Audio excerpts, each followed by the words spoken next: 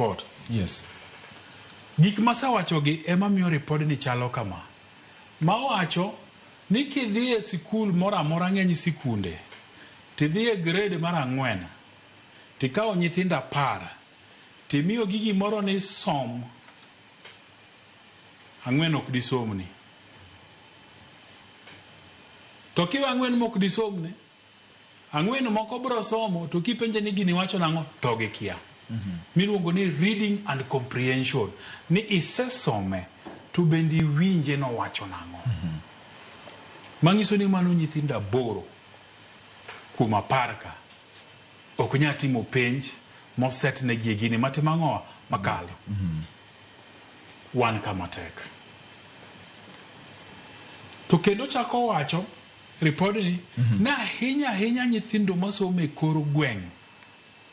To bende koro ni kama tek kabisa. Nikech koriw gi te to mataun gi manini 8 kuom 10 ok nyal somo to ok nyal winjo. Koro mani e kor gweng' to ni kama tek mogik. Nikech gik mitiyo godo e CBC gi samoro serikal ok tere sikunde ma kor gwengi e samo winjore. Koro japuonj chodore. Odwano puonj nyithindo gi to gik motimo e teaching aids ma en godo gi bende otimo ang'o, omanyo kien nikech ong'e ni en e gweng'. Ka koro idhi sikul manitiere dier nam kama Geta kacha, Mageta berie ji madhe soda, akiana kaw kanye, ma mondo iwuog idhi e center en kilomita 3. Tikone nyithindo ni nikech kiny wadwa timo kwano, dhiuru om wi peke, nyathi ka nyathi obi gi wi peke 100 mondo kiny wakwen godo.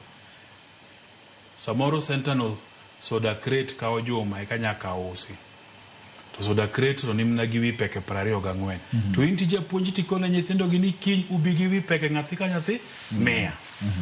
So report ni wacho ni nitiere gimiluongo ni disparities mang'eny. Yes. Ma nyithindo masomo e kor gweng' to gi masomo e center to gi masomo e town gi opogore.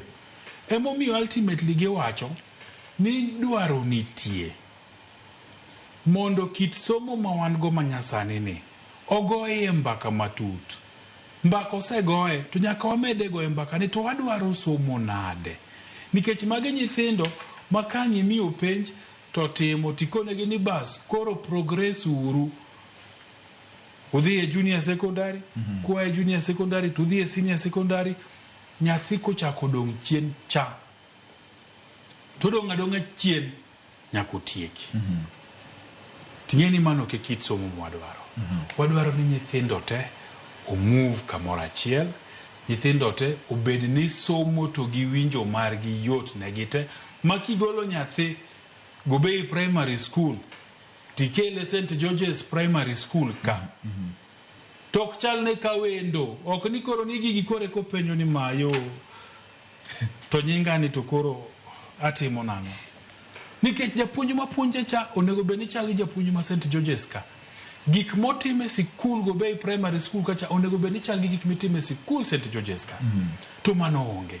Emomiyo jo usawa wacho ni wagoye uru machiemo.